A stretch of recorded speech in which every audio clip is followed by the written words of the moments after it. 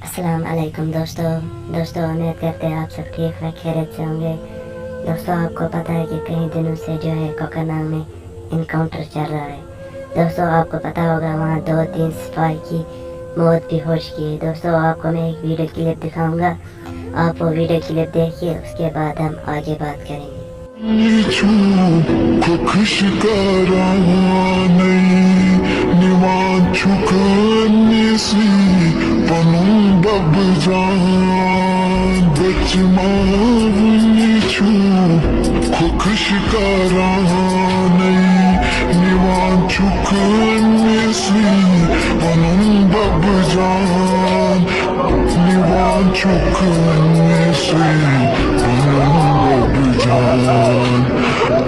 आसमान गिरान यतीम शहराने चुकरान कम कम खान वरान तुझ नो छुई।